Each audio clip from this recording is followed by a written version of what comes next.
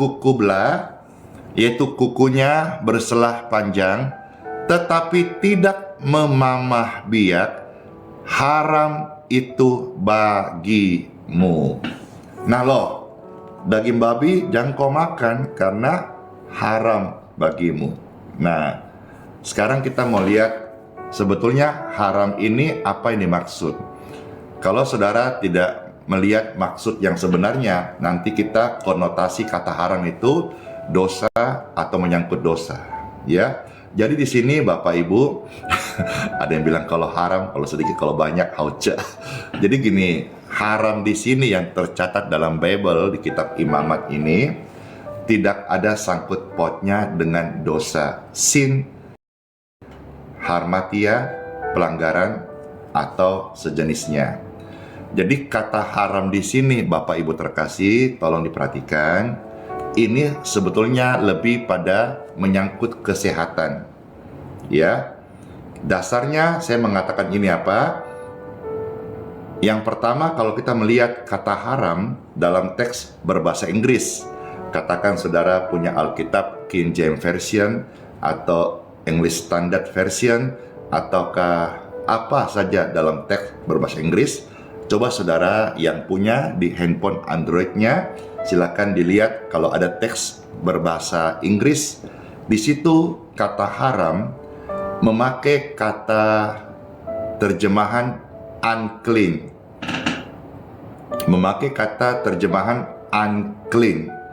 Ya, bukan dosa, tetapi unclean itu merujuk pada arti tidak bersih. Ya, tidak bersih. Jadi kalau kita menerjemahkan langsung ke Indonesia, sebetulnya Imamat 11 mau bilang begini, daging babi, ya termasuk tadi itu babi hutan, karena memang berkuku belah dan seterusnya, tidak memamah biak, itu tidak bersih bagimu.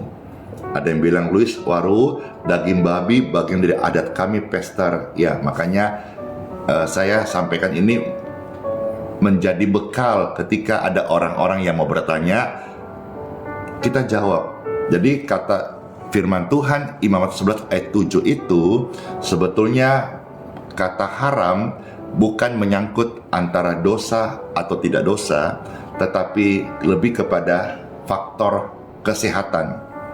Ya, unclean itu tidak bersih. Kalau dalam teks berbahasa Ibrani itu menyangkut ke arah rujukan koser, taher.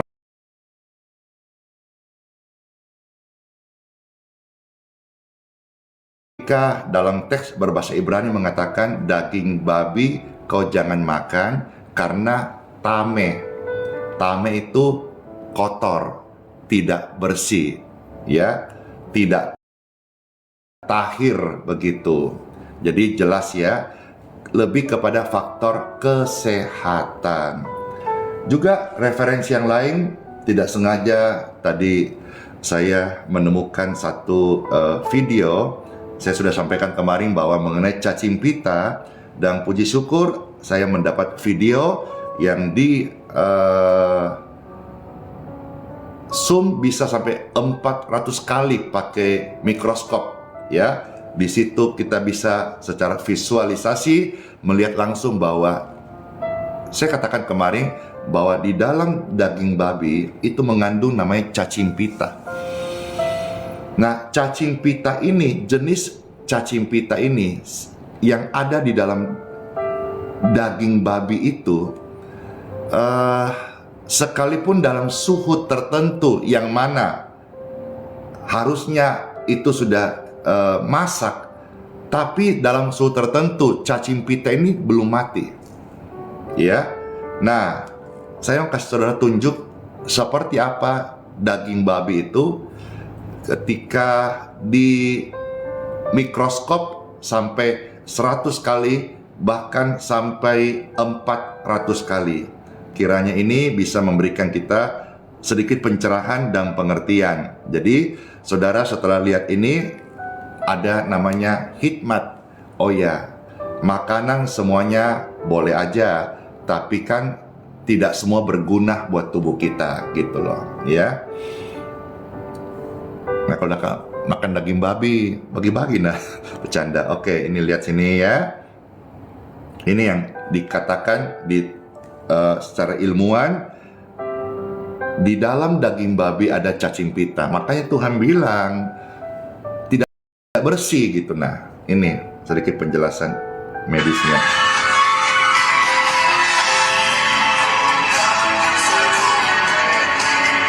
Daging babi diambil di mikroskop, itu dagingnya.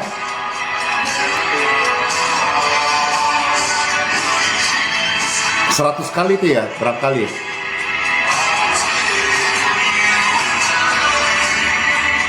Oh, masih 20 kali. Ini 100 kali zoom ini. Mulai kalian nampak.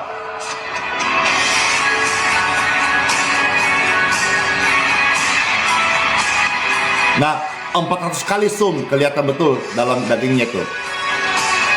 Ini yang disebut cacing pita. Dia hidup di dalam daging itu. Coba sekarang kita lihat Ulangan 14 ayat 8. Ya, sama sebetulnya referensi dari ayat yang sama dari Imamat. Ulangan 14 ya, ayat 8. Sama, ini pengulangan supaya saudara-saudara juga bisa mendapat tambahan ya referensi. Ulangan 14 ayat 8. Juga babi hutan karena memang berkuku belah tapi tidak mama biak, haram itu bagimu. Sama. Saya berbahasa Inggris sama. Saya pastikan bahwa saya menyampaikan ini ada berdasarkan beberapa terjemahan ya, bukan dari asumsi Pastor Ani sendiri. Kata haram di situ sama memakai kata unclean, tidak bersih bagimu ya. Daging binatang-binatang itu jangan kamu makan, jangan kamu terkena bangkainya, karena itu bicara soal tidak bersih. Kalau bangkainya ya nanti bisa terkena penyakit ya. Kalau sudah bangkai, sudah ada lalat dan sebagainya. Nah, ayat 9 sampai 10 dari Ulangan 14 masih pasal yang sama, saya lanjutkan. Ulangan 14 9 sampai 10 sekarang saya bacakan. Inilah yang boleh kamu makan ya, dari segala yang hidup di dalam air, segala yang bersirip dan bersisik boleh kamu makan. Kenapa? Bersih gitu. Nah, yang kita perlu lihat di sini, Tuhan itu Bapa yang baik. Dia begitu detail loh pelihara kita, begitu detail menuntun kita. Sampai dalam hal makanan, Tuhan itu mau kita sehat. Ya, ayat 10. Tetapi segala yang tidak bersirip atau bersisik, janganlah kamu makan, haram semuanya itu bagimu. Maksudnya tidak bersih, semuanya itu bagimu. Harap bisa jelas ya. Sekarang saya maju berikutnya. Lalu kalau misalnya ada yang bertanya, bagaimana Pastor dengan kitab Yesaya 66 ayat 17? Silakan bisa Bapak Ibu bantu ketik lalu siarkan kitab Yesaya 66 ayat 17 ya. Bapak Ibu siarkan, saya nanti membacakan isinya. Yesaya 66 ayat 17. Ketika orang bertanya bagaimana dengan ayat ini, saya bacakan ya. Yesaya 66 ayat 17. Mereka yang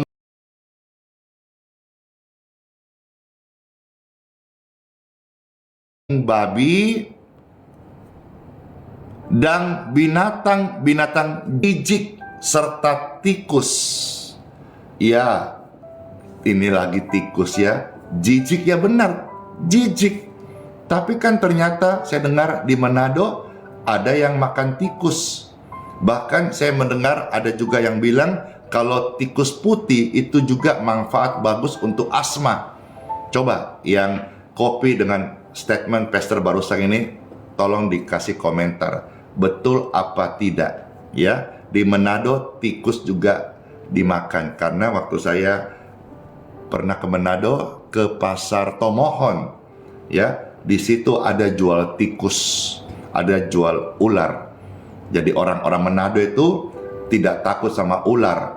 Kalau iblis yang menyerupai ular di Taman Eden ketemu orang Manado, mungkin dirica-rica sama orang Manado waktu itu. Bercanda. Tapi kan jadi rema bahwa kalau orang Manado makan ular, harusnya orang Manado imannya kuat, tidak boleh tergoda dengan tipu muslihat si ular tua iblis itu. Amin, amin orang Manado. Mana suaranya orang-orang Manado? Amin. Oh, bukan Manado aja, Pastor, banyak juga yang suka makan. Ya, saya bicara yang saya tahu. Saya nggak berani ngomong yang saya tidak tahu. Karena nanti kalau saya diminta ditanya, saya nggak bisa jawab. Ya, iya, pasar Tomohon tikus. Ada juga kok kemarin tikus hitam besar-besar juga. Ada tikus hitam besar-besar dijual di pasar Tomohon. Oh, tikus hutan, ya. Jadi sama tadi babi hutan, ada babi piara. Jadi prinsipnya adalah babi hutan, babi piara. Ya, memang kalau babi hutan itu lebih hitam karena dia mati diburu, kasihan, dalam kondisi lagi lari ditembak, dagingnya bisa seperti itu. Tapi kalau babi piara itu lebih putih, ada 3 lapis dagingnya, setengah lemaknya jadi hauce, dimasak babi kecap, wih, oh lala bebe, wih, pakai nasi putih panas, tapi sekarang kita mau lihat kembali nih firman Tuhan ya. Jadi, Pastor, itu di sana katakan apa? Ya, mereka yang makan daging babi, mereka semua akan lenyap sekaligus. Berarti dilenyapkan dong, Pastor. Berarti sangkut paut dengan dosa dong, Pastor. Perhatikan di sini.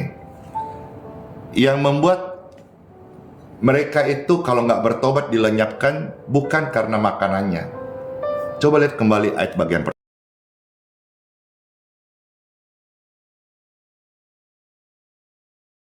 Tikus itu jijik. Jadi kelakuannya itu loh yang menyembah dewa yang Tuhan akhirnya binasakan. Bukan karena makanannya. Pahamlah kita semuanya ya. Jadi Tuhan itu kita akan mengkonfirmasi ayat-ayat ini di perjanjian baru ya. Seperti apa? Apakah yang saya ngomong ini sepihak ataukah Tuhan mengkonfirmasi bahwa apa yang sampaikan ini adalah kebenaran yang menuntun kepada Yesus Kristus sendiri, kehendak Bapa sendiri ya. Jadi kita tinggalkan perjanjian lama, kita lihat perjanjian baru. Kalau semisalnya saya tidak menjelaskan ini, nanti antara perjanjian lama, perjanjian baru menjadi apa? Berseberangan gitu, nah. Kalau kita menilai kata haram itu sebagai sebuah pelanggaran dosa, nah perjanjian baru seandainya kita baca sebentar bilang boleh, maka menjadi bertentangan. Setelah saya jelaskan, Bapak Ibu sudah bisa paham bahwa sebetulnya yang Tuhan maksud di situ bukan mengenai dosa atau tidak dosa, tapi mengenai kebersihan, faktor kesehatan, ya. Nah, apa rujukannya perjanjian baru? Saya akan bukakan beberapa ayat, ya. 2 ayat dari 2 bagian, yaitu pertama kita lihat Kolose. Kolose pasal 2 ayat 16 sampai 17. Saya sampaikan ini, saudara yang makan babi, hore. Tapi ingat, bercanda. Tapi ingat, jangan juga kebanyakan. Karena resikonya apa? Obesitas. Resikonya apa? Gode. Resikonya apa? Ke jantung, bisa terjadi penyempitan. Kasihan gitu ya. Tuhan mau saya dan Anda umur panjang sehat, menjadi saksi dan melayani Tuhan dan sesama. Amin. Kalau saudara tidak tanggung jawab dengan kesehatanmu, tidak ada pola hidup yang sehat, tidak disertai olahraga, makan serakah, maaf, tanda kutip, rakus, ya. Makan itu secukupnya. Kalau harus makan banyak, imbangi olahraga. Jangan PW, apa itu? Posisi enak. Jangan mager-mager melulu, ya. Akhirnya lemak timbun, akhirnya menjadi sarang penyakit di dalam tubuh. Perut buncit itu, saya ini dulu sebetulnya kena prank loh. Dulu waktu tahun 90, ya, masuk tahun 2000, saya menjalankan itu sekian tahun. Nah, sejak hari itu saya merubah prinsip saya, inspirasi yang salah, sesat saya buang, dan saya mau jadi hamba Tuhan yang hidup sehat. Saya sudah sadar hari ini, ternyata tanda diberkati bukan perut buncit, ya. Bukan perut buncit standar hidup hamba Tuhan diberkati atau pregnant atau berhasil, bukan. Nah, akhirnya saya buang. Hari ini saya mau, ya, supaya bisa hidup sehat, karena pekerjaan besar menunggu, ladang siap dituai. Tanggalkan perut buncit dan dosa yang menghalangi, berlari pada tujuan panggilan sorgawi. Hei, rohmu menyala-nyala dan layanilah Tuhan. Pekerjaan besar menunggu, ladang siap dituai. Tanggalkan perut buncit dan dosa yang merintangi, berlari pada tujuan panggilan sorgawi. Hei, hei, hei, hei. Oke, ya, sekarang kita masuk perjanjian baru. Kita mensinkronkan, betul nggak apa yang saya tadi sampaikan, firman Tuhan, dan apa kata firman Tuhan dalam perjanjian baru. Kalau bertentangan, kita perlu pertimbangkan untuk renungkan lebih dalam. Tapi kalau misalnya ternyata segaris, sejalan, sama, disempurnakan, berarti apa yang perjanjian lama tadi saya jelaskan bisa menjadi berkat bagi Bapak Ibu sekalian. Kolose pasal 2 ayat 16 sampai 17. Jelaskan, orang menghukum kamu mengenai makanan dan minuman, atau mengenai hari raya, bulan baru, ataupun hari Sabat. Perhatikan situ, Tuhan mau kita mengerti supaya jangan sampai kita terhakimi, terhukum, terbatasi pelayanan. Ya, coba kalau kita misalnya tidak baca ayat ini, kita melayani, datang ke rumah orang, dikasih makan, kita tanya, ini bersisik, berkuku belah apa enggak? Pancimu itu dibuat dari mana? Apa? Adakah minyak babi di sana? Oh, nggak boleh, nggak boleh, nggak boleh. Nanti yang punya rumah hatinya siap. Jangan kita membuat batu sandungan hanya karena makanan.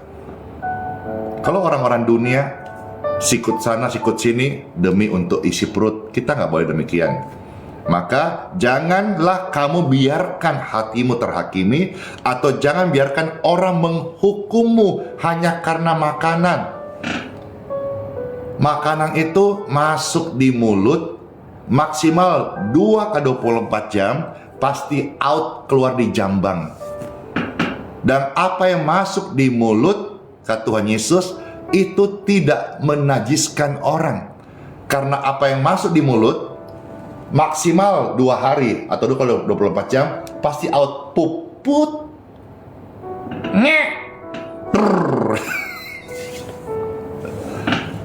apa yang masuk di mulut Tuhan Yesus tidak menajiskan orang. Lantas apa yang menajiskan seseorang? Yesus berkata, apa yang keluar dari hatimu dan engkau keluarkan dari mulutmu, itulah menajiskan. Hati-hati dengan hatimu, kontrol pikiranmu, karena apa yang masuk di mulut makanan tidak menajiskan engkau. Karena makanan apapun masuk, selama pencernaanmu baik, maka setiap hari saya belajar, saya ingat, kalau kadang-kadang lupa juga sih, berkata, diberkatilah pencernaanku ini. Anda pun lakukan hal yang sama, diberkati pencernaan, sehingga saudara buang angin, ya, itu lancar. BAB lancar. Karena ada orang sampai dirawat di rumah sakit karena berhari-hari tidak buang angin, tidak BAB, badannya bangkak, kasihan. Akhirnya dirawat, dibantu obat dan sebagainya. Jadi kalau saudara buang angin itu bersyukurlah, tapi ingat, buang anginlah pada tempatnya. Ya, ayat 17 Kolose 2. Semuanya ini hanyalah bayangan dari apa yang harus datang, sedang wujudnya ialah Kristus. Dan saya selesai di bagian ini. Matius pasal 4 ayat 4 sampai ayat yang ke-8. Mari silakan diketik ayat ini dan Pastor selesai di ayat ini, lalu kita berdoa. Puji Tuhan. Ya, mulai ucapkan, diberkati pencernaanku ini. Jadi apa yang saudara makan, kecuali racun jangan dimakan, ya, karena racun membunuhmu. Tapi kalau makanan kadang-kadang, maaf, tidak steril, kurang bersih, kita berdoa diberkati makanan minuman ini, diberkati pencernaan ini. Kita memang hidup ini perlu makan, tapi bukan makan untuk bukan hidup untuk makan, kita makan untuk bertahan hidup. Ya, untuk melayani Tuhan Yesus, untuk bekerja, jadi saksi. Diberkati pencernaan kita. Ini khusus makanan. Kalau saudara hari ini ada yang sakit di paru-paru, ada tumor, ada kanker, engkau ucapkan diberkati paru-paru ini, ya. Negatif tumor, negatif kanker, diberkati. Kalau engkau ada rasa sakit di badan, ucapkan diberkati tubuh ini sehat selalu dalam nama Yesus. Itulah ada kuasa dalam perkataan. Karena Anda dan saya punya mulut, Anda bisa ucapkan sendiri karena saya pun mengucapkan doa yang sama. Ya, cuma mungkin kau merasa saya kan tidak ada urapan doa seperti Pastor Andy. Ya, latihlah dirimu beribadah, Tuhan akan memberkati dengan engkau urapan dan kuasanya. Baik, sekarang kita baca, saya bacakan bagi Anda terkasih, 1 Mazmur 4 ayat 4 sampai 8. Semua yang Tuhan ciptakan itu baik, termasuk daging babi, termasuk hewan babi, itu baik. Ya, ikan-ikan di laut itu baik. Ya, ayam itu baik. Semua itu baik, termasuk hidupmu diciptakan Tuhan itu baik. Ya, kalau tadi katakan kalau sebelum engkau melihat haram ini menyangkut dosa, udah patah nih di sini. Oke ya. Kalau setelah kita dengar firman kata haram menyangkut kata unclean, tidak bersih, disinilah kita dapat jawabannya. Jika diterima dengan ucapan syukur, maka ucapan syukur itu bisa membersihkan. Wah, keren sekali ya. Kalau istilahnya saudara sepupu kita, ya, baik skala kecil atau skala besar dalam hal pemberian, tapi selalu latih diri mengucap syukur lewat perkataan, ya, karena tidak selalu apa yang kita lihat buruk itu tidak baik, tidak selalu apa yang kita lihat baik itu selalu manis. Demikian pun juga tidak selalu yang namanya obat pahit itu racun, tapi justru kadang yang pahit obat menjadi kesembuhan buat kita. Dan tidak selalu apa yang engkau kenal manis atau kan madu itu selalu baik, belum tentu. Lihatlah rencana Tuhan. Maka sebagai orang yang percaya Tuhan, hendaklah berkhidmat dan mintalah hikmat yang dari Tuhan. Ya, jadi yang berikutnya apa? Ayat yang kelima. Sebab semuanya itu dikuduskan oleh firman Tuhan dan oleh doa. Luar biasa loh. Ada 3 rahasia yang Tuhan kasih. Yang unclean bisa menjadi clean dengan 1 ucapan syukur, 2 firman Tuhan, dan doa. Jelas ya? Tapi jangan sampai saudara-saudara bilang apa? Aku makan babi sebanyak-banyaknya. Oh, segunung. Lalu kata Pastor Andy, yang penting dikuduskan dengan ucapan syukur, firman dan doa, aman, kolesterol tidak ada. Siapa yang bilang begitu? Kolesterol tetap ada. Resiko gode, resiko nganak, tensi tinggi, tanggung jawab sendiri. Jangan bilang, kok kamu makan B2 banyak sekali? Iya, Pastor Andy tadi live streaming udah bilang, yang penting kita ada doa, ucapan syukur, dikuduskan dengan firman, aman. Beberapa bulan yang lalu, Bapak Ibu sekalian, saya kenal satu orang, saya sebut saja namanya Bapak Robert Balikpapan, di Balikpapan Baru tinggalnya. Ya, ketemu saya, dia berkata, Pastor, ayo makan. Ini ada yang hauce durian. Besok lagi dia bilang ada kambing. Besok lagi ada B2. Waduh, ada dan tidak tahu kesehatan kita, tidak kita jaga. Oke, ya. Tapi saya tidak mau. Saya bilang, enggak. Besoknya stroke bapaknya. Langsung mati separuh, gitu. Nangis-nangis, istri telepon. Kami bersama teman-teman, karena kami tergabung dalam satu komunitas yang suka olahraga pagi bersama-sama. Di dalamnya ada banyak pengusaha-pengusaha di Balikpapan, Kalimantan Timur. Dan mereka undang saya, ayo, karena kita bertemanan, kita sekaligus jalan pagi, olahraga, lalu kita jalan ke tempatnya, besuk saudara kita, namanya Pak Robert ini yang kena stroke. Puji dan syukur. Doa orang benar besar kuasanya. Ketika kami berkunjung ke sana, disaksikan banyak orang, kita mendoakan. Dan Tuhan kasih kesempatan, hari ini Bapak tersebut sehat, sembuh, udah bisa jalan kembali normal, sekalipun ada sedikit lebih lambat begitu.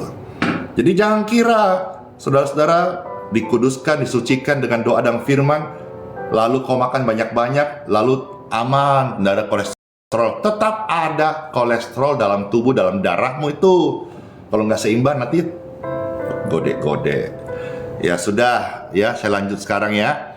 Nah, 3 ayat lagi. Sekarang ayat 6, 7, 8. Dengan selalu mengingatkan hal-hal itu kepada saudara-saudara kita, engkau akan menjadi seorang pelayan Kristus Yesus yang baik, terdidik dalam soal-soal pokok iman kita, dan dalam ajaran sehat yang telah kau ikuti selama ini. Minum yang diberkati Tuhan, dijauhkan dari segala penyakit. Saudara catat aja, Keluaran 23 ayat 25 ya. Saya nggak bacakan lagi karena saya sudah sebutkan tadi. Keluaran 23 ayat 25 di situ. Kita perlu ibadah supaya apa? Tuhan memberkati makan dan minuman kita. Jadi dengan kita ibadah setia sama Tuhan Yesus, itu kita memberi akses kepada Tuhan, memberkati makanan dan minuman kita. Dan di situ dalam berkat Tuhan dijauhkan, dihalau, diusir penyakit dari tengah-tengahmu. Keluarga yang penyakitan, Anda yang langganan sakit, masuk rumah sakit, bacalah Keluaran 23 ayat 25. Mulai hari ini ibadah